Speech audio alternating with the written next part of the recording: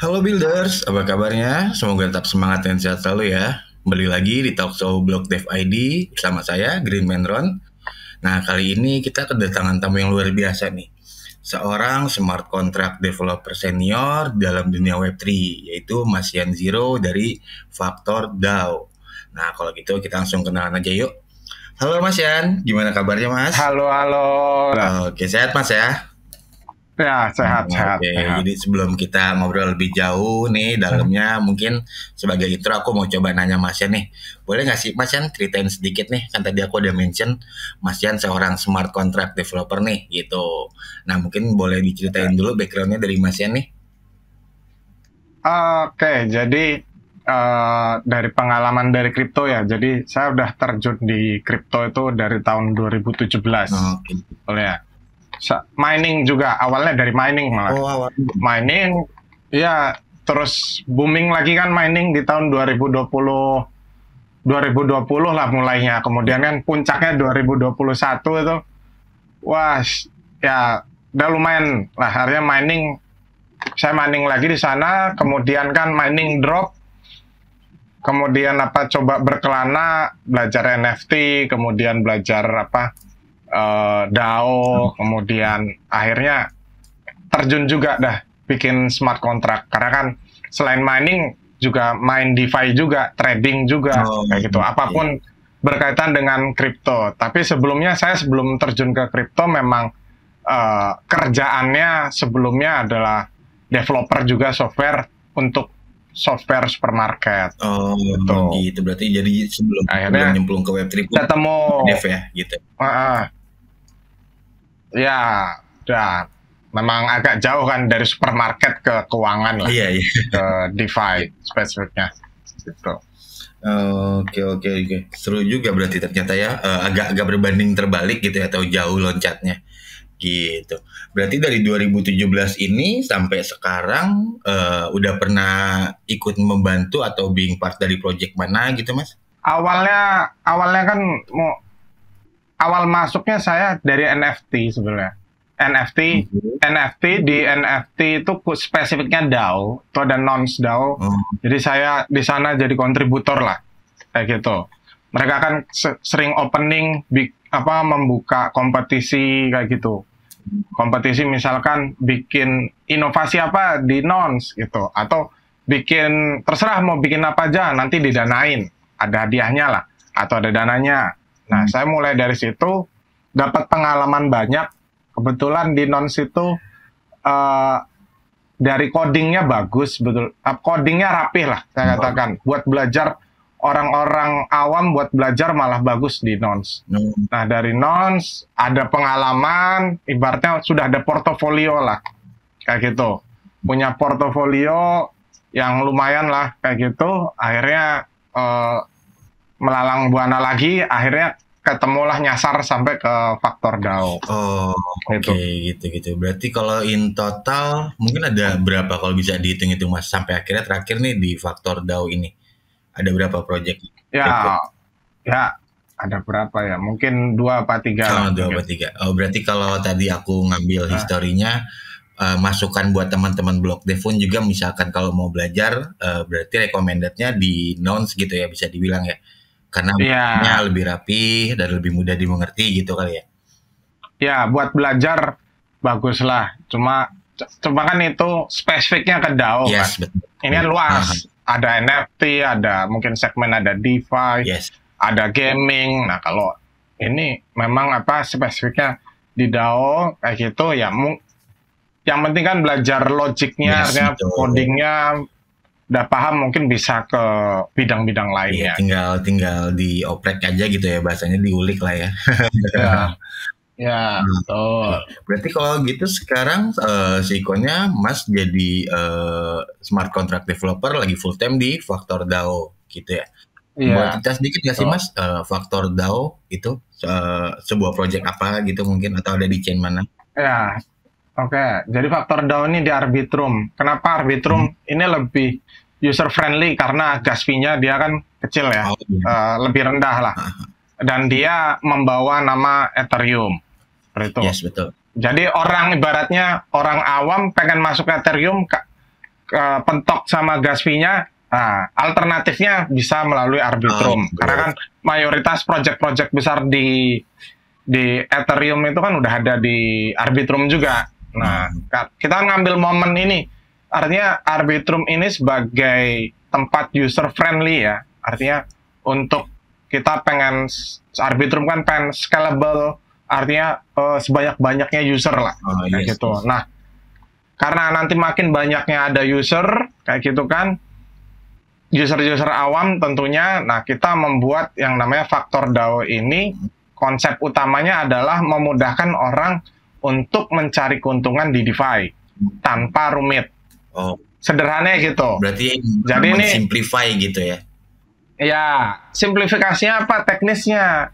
Kita mengembangkan, teknisnya mengembangkan vault. Vault ini ada berbagai macam. Misalkan vault index. Jadi kayak bentuknya ETF, kayak mungkin kalau di traditional finance mungkin reksadana lah. Kayak gitu. Kemudian ada vault yang berbasis strategi. Jadi strategi ini misalkan saya pengen cari keuntungan di kripto, terjun ke DeFi, tapi saya nggak mau ribet, cuma pengen sekali klik gitu. Ibaratnya kita sekali klik, nanti udah smart kontraknya dia ngelola. Misalkan saya mau cari keuntungan di GMX dengan GLP-nya gitu. Nah, nanti smart kontrak kita, vault kita ini dia akan auto compound gitu ibaratnya. Jadi keuntungannya lebih tinggi. Itu contoh simple. Jadi ada strategi DeFi-nya. Ibaratnya formula yang ribet-ribet itu gitu loh. Dimudahkan dengan cuma satu kali klik. Ibaratnya gitu. Jadi menyediakan solusi biar nggak ribet gitu ya. Cuman dibantu dari sisi teknologinya, Mas Yan yang setup untuk function di smart kontraknya biar jadi lebih mudah gitu ya. Jadi otomatisasi lah ya. Ya. Karena standarnya DAO yang aku tahu juga biasanya memang kayak gitu kan, ketika share tetap di Dior dulu, lalu kalaupun juga ya udah dibikinin artikel dulu nih sama kitanya gitu, mereka baca, find out. Nah, kalau ini berarti sudah dimudahkan gitu oleh si Faktor DAO ini gitu ya. Ya, termasuk kan nanti ada disclosure risikonya apa. Betul.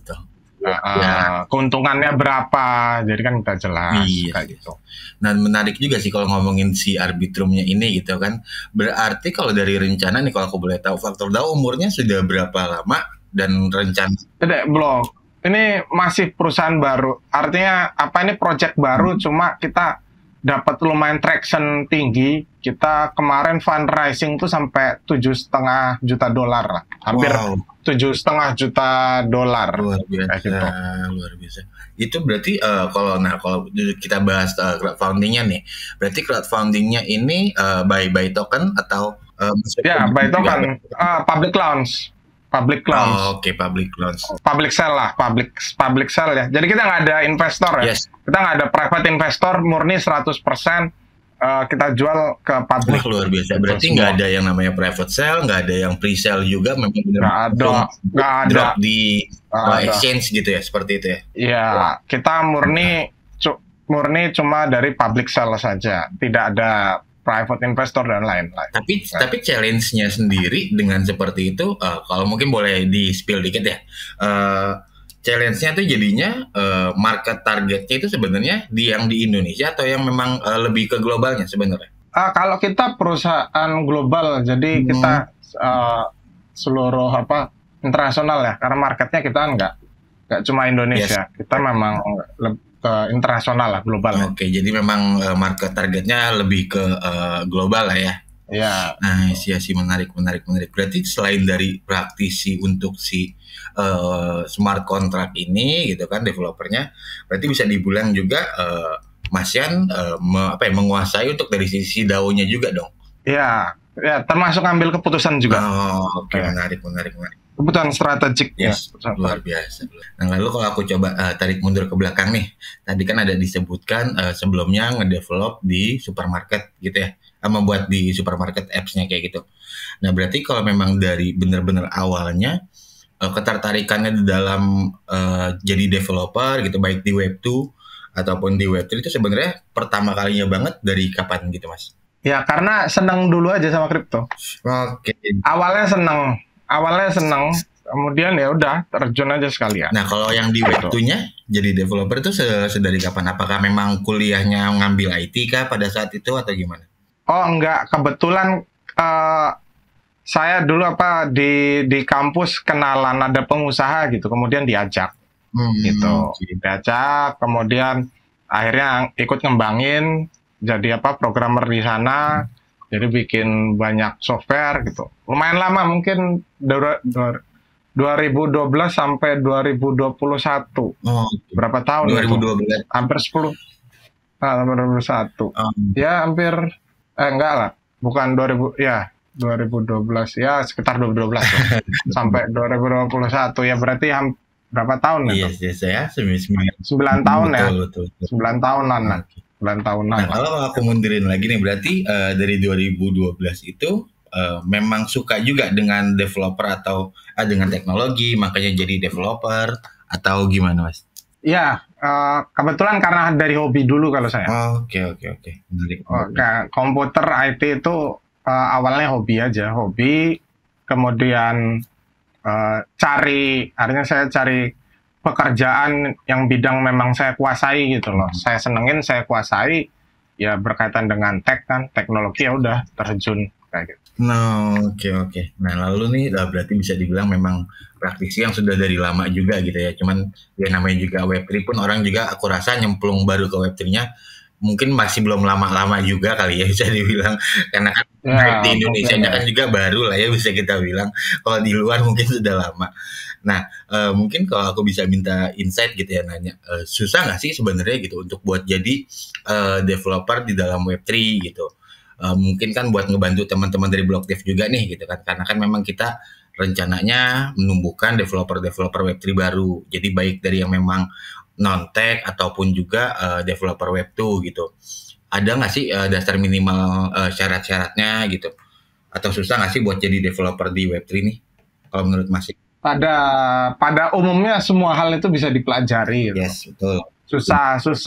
Susah atau mudah itu kan kalau menurut saya semua sama aja lah, karena semua bisa dipelajari ya. Artinya kan setiap bidang kan ada tantangannya masing-masing lah. Kalau bicara di kripto secara umum ya, tantangannya memang harus minimal seneng kripto dulu gitu loh. Yes. Kalau menurut saya sih dasarnya harus memang paham apa itu kripto. Kalau terjun ke DeFi ya harus paham juga apa itu keuangan kan nggak mungkin juga kita developer dapat kerjaan bikin DEX tapi dia nggak tahu, ibaratnya nggak tahu teknologi DEX itu, automated market maker misalkan, AMM gitu. Yes. Ya tantangannya ya kembali lagi ke diri masing-masing sih, mau belajar apa enggak. Sebenarnya paling besar itu tantangannya memang di situ ya, punya kemauan atau enggak gitu ya. Iya, kemauan, karena kan jangan berekspektasi instan, semua kan butuh proses. Nah, ya. betul. Orang kan berpikir sebulan pengen nguasain. Ya, semua orang aja enggak. Ya, artinya yang senior saja, mereka belajar juga enggak, bukan sebulan dong. Artinya di bidang itu dia belajar itu enggak cuma 1 bulan, belajar terus-menerus gitu. Jangan kalau artinya mau ke terjun bidang ini terus belajar terus-menerus dan jangan berekspektasi sudah menguasai gitu loh. Betul. 1 bulan belajar langsung paham. Enggak, kita tetap belajar terus. Yes. Bahkan juga ya bisa dibilang ya Mas Yan pun sebagai senior tetap masih harus co-up dengan perkembangan teknologi yang makin datang juga kan. Yang makin baru pasti harus ngulik-ngulik juga kan. Ya, betul. Ya, itu kan segi karakter di bidang teknologi itu kan yang mungkin tidak ditemui bidang lain, mungkin arsitektur, teknik sipil, di mana teknologi itu berkembangnya cepat gitu loh. Ya, kemarin kita nggak pernah kenal ChatGPT, sekarang ada ChatGPT. Ya kan? Hal kayak gitu kita harus senang belajar lah menurut saya. Betul. Ya kalau karena buatku sendiri pun juga ya sebenarnya kalau ada contoh tuh kemarin seorang financial planner juga dari segi umur dia sudah bisa dibilang sudah berumur gitu kan, lalu juga benar-benar jumpingnya ketika belajar di Web3 ya sebenarnya nggak ada batasan umur gitu kan. Yang penting punya kemauan. Jadi nggak ada kata telat juga sih sebenarnya ya Mas Yen. Gitu kapan? Ya nggak ada. Nggak ada. Karena kan bahasa telat atau enggak itu kan bahasa orang zaman dulu di mana teknologi belum berkembang. Kalau sekarang udah nggak ada batasan usia, artinya mau usia 40, mau tua, mau 30-an, 40, 50, ya mau nggak mau ya tiap hari kita berhadapan dengan HP, komputer, Yes, kan. sosmed, ya teknologi-teknologi baru, mau nggak mau kita memang ya harus belajar. Harus gitu loh. mengadaptasi, mengerti gitu. Paling nggak ya dasar-dasarnya lah ya kasarnya gitu. Ya, Nah, ini menarik nih, aku lanjutin lagi ke next questionnya. Jadi sebenarnya kalau ngomongin basic dasar edukasinya gitu tentang teknologi atau bisa dibilang ya blockchain teknologi gitu, basic fundamental harusnya yang mereka pelajari itu paling nggak berarti dari sisi teknis kayak tadi mungkin sudah disebutkan Mas Yan nih, ketika DeFi ya paling nggak kita harus tahu nih dari sisi keuangannya, AMM-nya dan lain-lain gitu. Berarti selain dari sisi itu apalagi Mas biasanya yang memang benar-benar biar nggak salah belajar lah ya kasarnya. Karena kan kalau ngomongin stigma yang terjadi ini, yang orang pelajari ketika ngomongin edukasi cuma trading aja, tapi di luar itu teknologinya nggak keluar nih gitu. ya sebenarnya ikutin anak-anak muda zaman sekarang sih. Sekarang anak orang kuliah, anak SMA, yang mereka pikirkan magang. Yes. Ya cara yang kedua biar nggak salah itu ya magang aja. Artinya magang di project gitu. Ya tawar-tawarin, tanya-tanyain bisa nggak magang gitu. Atau minimal yang kedua jadi, kan semua mayoritas project-project di kripto itu open source ya. Bisa jadi kontributor di sana, ngajukan ide gitu. Kalau menurut saya cara yang paling efektif magang. Oke, benar. Apalagi yang buat muda-muda sekarang, area yang usia SMA, usia kuliah, sekarang kan mereka pengennya kan magang gitu loh, cari pengalaman gitu. Ya kita ikutin tren aja magang, magang aja. Iya. Berarti juga kalau memang sebenarnya ada platform edukasi, anggaplah ya berarti ini kan rencananya BlockDev memang ingin membantu gitu. Berarti paling nggak si BlockDev pun harus bisa mengajak mereka yang mau belajar, ya udah ayo kita magang di BlockDev, misalkan BlockDev buat apa kayak gitu ya. Ya, kontribusi ya, gitu ya. Betul. Karena kan di sana kan belajar kan nggak cuma teknis juga, time management, komunikasi, betul. Kayak gitu. Karena memang kalau ngomongin khusus gitu kan, ya khusus memang kita harapkan ada developer Web3 baru gitu. Cuman kan selain itu ya namanya bisnis model pasti kan butuh yang lain kan, ya kayak tadi ada communication skill, lalu product skill and so on gitu. Rencana sih juga kita harapannya kita akan coba bantu untuk ngajarin sampai ke sana-sana juga sih Mas gitu. Iya.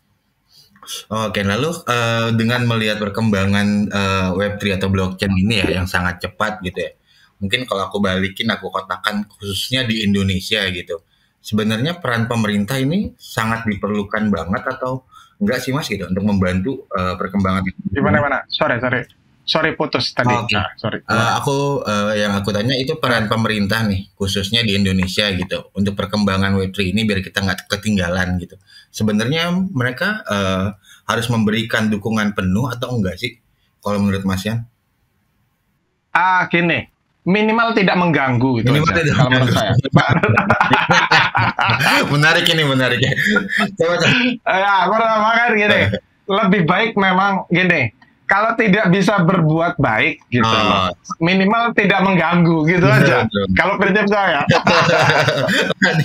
bahasa kasarnya gitu. Bahasa kasarnya gitu. Ya kalau tidak bisa artinya, sebenarnya gini, pemerintah ada kan membuat di Sukabumi itu kan Bukit Algoritma itu loh, udah jadi gedungnya kan.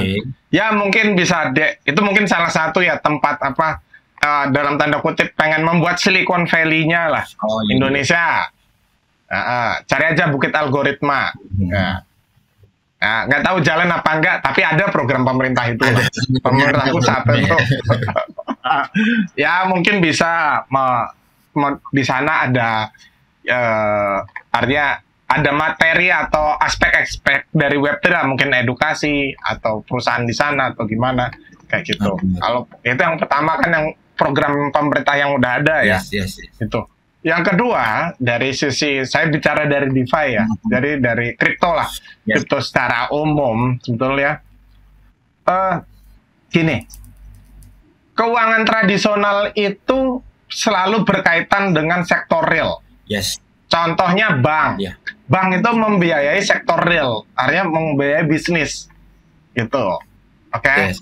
Nah, di kripto ini kan belum terjadi itu. Artinya kripto membiayai atau berkaitan dengan sektor real. Oh iya, Gitu. betul. Karena ada masalah regulasi, gitu. Misalkan kita nggak bisa ibaratnya melakukan, kalian bisa misalkan ngutang ke bank buat bisnis, bisa nggak kita project kita secara hukum kayak gitu, mungkin seperti apa, ibaratnya kita bisa ngutang kayak gitu, misalkan, atau ngutang KPR lah, artinya kredit kepemilikan rumah, misalkan rumah, tapi jaminannya pakai kripto gitu, misalkan, pakai Ethereum misalkan. Nah, ini kan belum ada gitu, terhubung antara sektor real dengan kripto, tapi kalau keuangan tradisional ini kan udah connect gitu loh. Nah, ini kan salah satu terobosan, artinya punya dampak yang positif di kripto, tetapi bisa negatif di pemerintah. Bank sentral utamanya kan jadi pesaing juga rupiah nanti. Betul. Karena memang kalau nggak salah kan juga awalnya mau dibuat blockchain itu sebenarnya penentangan ke bank sentral lah ya, bisa dibilang ya. Ya, ini kan bentrok di sana ya. Ini menurut saya ya mungkin pemerintah dan para ahli bisa mencari solusi lah. Intinya gimana caranya kripto ini bisa terkoneksi dengan sektor real. Nah, gitu aja. Bisa seperti itu. Jadi ya, kalaupun tidak bisa, minimal tidak mengganggu. Nah, ini yang menariknya aku dari tadi mau bahas. Minimal tidak mengganggu, benar juga. Karena dengan berarti kalau mengganggu gitu ya, jatuhnya bisa jadi apa ya, berarti ya kita jadinya telat dengan perkembangan Web3 ini atau blockchain ini gitu kan. Kita nggak bisa co-op karena kita mau find out gitu kan, kita mau buat sesuatu jadinya terbentur gitu kan karena terganggu. Ya, betul. Ya, banyak lah. Artinya gangguan-gangguan itu kan bisa banyak, mungkin dari kebijakan yang tidak pro. Yes, betul. Itu kan salah satunya kan, atau tidak memberikan kejelasan regulasi gitu, misalkan contoh aja. Iya, mungkin ya harapannya dengan sudah berpindah tangan nih kan, walaupun juga mungkin kalau dari aku bisa dibilang agak pesimis juga nih, apakah akan terbentuk nanti regulasinya atau enggak, ya at least paling enggak mereka tidak mengganggu lah ya, gitu. Ya. Menarik. Nah, lalu kalau aku mau coba tanya nih, kan Mas Yan juga udah jadi apa ya, bisa dibilang salah satu dari beberapa komunitas di BlockDev nih yang sudah aktif nih gitu. Jadi kalau aku mau nanya misalkan masukan atau insight gitu buat BlockDev nih biar bisa jadi fully benar-benar sesuai arahnya seperti yang diharapkan teman-teman, karena kan basicnya BlockDev DAO juga nih gitu. Kira-kira apa sih yang bisa dikasih dari Mas Yan nih untuk si BlockDev ini? Ya paling kalau ada yang nanya saya jawab gitu. Diskusi lah. Diskusi ya, kalau ada yang nanya saya jawab. Nah, ya mungkin sebatas pengetahuan mungkin ya. Yes, mungkin yang saya bisa yang bisa saya bantu kan ya pengetahuan lah. Yes, betul. Karena memang dari apa ya, mungkin niatnya juga kenapa BlockDev kita ciptakan ini, ya udah kita bisa sharing yang kita tahu tanpa ada judging yang lo nggak benar, gue yang benar gitu, nggak gitu juga sih gitu. Makanya kalau aku pun juga jawab-jawabnya pasti aku mention, ayo pastikan mendapat orang ada yang beda-beda, lalu jadi diskusi kan jadi lebih enak sebenarnya. Yang tadinya nggak tahu jadi tahu gitu kan. Oke ya, semoga si BlockDev ini ya bisa stay on track lah ya, sesuai dengan harapan dari para komunitas-komunitasnya juga gitu. Lalu kalau aku bisa tanya lagi nih, kalau dari Mas Yan sendiri gitu, dengan melihat perkembangan dunia Web3 atau blockchain ini gitu ya, khususnya para developer, ada nggak sih yang memang Mas Yan punya harapan tertentu gitu, spesifikasi dengan developer-developer baru atau yang sudah ada sekarang ini di dalam Web3? Ya, pertama sih gini, kalau untuk yang developer baru ya, itu ya sih, kalau developer baru ya, kuncinya cuma satu, cari sebanyak-banyak pengalaman. Oh ya udah, cuma itu aja, nggak ada yang lain, cuma fokus itu saja, cari pengalaman, tingkatkan skill. Kayak lah, kalau kita punya banyak pengalaman, skill itu pasti akan keangkat lah. Dia cari banyak pengalaman, sedang mencoba gitu, mungkin ada ide atau apa, mencoba sesuatu yang baru gitu, karena masih baru kan. Yes. Kalau masih baru nggak apa-apa salah. Kalau yang senior kalau salah harus bahaya, Bahaya. gitu. Tapi kalau masih yang artinya yang masih baru-baru salah itu nggak apa-apa. Masih dimaklumi, masih belajar. Masih dimaklumi, betul, masih maklumi, makanya cari pengalaman sebanyak-banyaknya. No, oke. Nah, lalu kalau untuk yang seniornya nih gitu, yang sudah ada sekarang gitu, harapannya gimana sih? Ya kalau senior ya udah masing-masing sendiri ya, punya ide masing-masing ya. Iya. Ya udah fokus saja sih kalau menurut saya di projectnya masing-masing. Proyeknya masing-masing. Oke. Nah lalu aku mau coba tambahin lagi nih. Dari dengan project-project yang ada sekarang gitu ya, kan kebenaran juga si Block Dev sudah jadi part of lokalnya lokal chapternya Greenpill gitu ya. Dimana Greenpill sebenarnya kalau ngomongin idealisnya lebih tinggi daripada Block Dev nih gitu. Dia benar-benar mau menimbulkan regenerative crypto economics itu yang benar-benar hasilnya itu ya udah public goods and so on gitu. Tadi juga aku ada sempat bahas ngobrol sih di grup kan, ya taking value nggak masalah, nggak ada yang salah gitu. Cuman cara kita mengkontribusikan kembali lagi nih gitu, memberikan untuk social impact dan lain-lainnya gitu. Itu kan harapannya ya udah bisa jadi good for all gitu. Nah kalau dari sisi situ gitu, menurut Mas Yan, proyek-proyek yang udah ada sekarang ini sudah ada yang memenuhi kriteria Greenpill nggak sih? Sebenarnya kalau project mungkin ada Gitcoin ya. Coin itu juga bagus juga. Kalau menurut saya salah satu yang mungkin jalan Greenpill kalau menurut saya Gitcoin itu. Itu kan jelas kan, artinya orang ada punya ide, kemudian ada yang mendanai, kemudian atau ada yang berkontribusi, dia dapat retroaktif rewardnya ya. Kayak gitu. Itu udah jelas-jelas Gitcoin lah kalau menurut saya. Nomor satu. Nah, kalau yang lainnya? Nomor satu. Kalau yang lainnya belum, nomor 2-nya lah belum nemu. Punya Gitcoin. Berarti memang benar-benar karena Greenpill ini pun juga keluarannya Gitcoin lah ya, pencetus idenya. Berarti memang bisa dibilang sangat minim banget lah ya project-project yang udah ada sekarang gitu. Berarti ya aku pun sendiri juga ketika melihat si Greenpill ini find out, wah ini harusnya bisa jadi bumbu atau cult tapi yang untuk hal baik gitu, menanamkan diri kita ya udah biar kita doing good gitu. Kalau bahasa kemarin Mas Mario aku quote gitu, you cannot be evil atau you don't wanna be evil, cuman dua itu aja sih opsinya gitu. Sih menarik. Oke nih nggak kerasa kayaknya kita sudah mau hampir 30 menit nih Mas Yan nih. Kalau dari Mas Yan boleh ada yang mau ditambah-tambahkan untuk jadi closing statement talk show-nya kita hari ini? Monggo Mas Yan. Mungkin kalau gini, sekarang itu fenomenanya, saya ini pandangan saya melihat yang muda-muda ini usia SMA, usia kampus ya, usia kuliah gitu. Sekarang ini banyak gitu. Mereka yang kerja itu bukan di Indonesia, di luar. Betulnya. Di luar itu bisa lewat remote, mungkin ke luar negeri gitu. Artinya peluang di luar itu banyak gitu loh, dibandingkan di Indonesia gitu. Karena kalau di luar nyasarnya misalkan ke Eropa atau ke Amerika, itu cenderung produk mereka internasional. Gitu. Nah, kalau bisa jangan cuma di Indonesia saja, cari pengalaman di luar, di project-project luar, kayak gitu. Oke, makanya dulu ada pepatahnya mencarimu sampai ke negeri Cina gitu ya. Berarti memang ada bener monggo lah gitu, cari pengalaman nggak cuma mentok di Indonesia aja. Tapi paling nggak ya kalau memang nanti buat project, ya udah paling nggak bawa nama Indonesia karena being part, tapi ya project yang memang bagus dan ya udah tidak melakukan skema taruh pool lah ya, bisa dibilang seperti itu.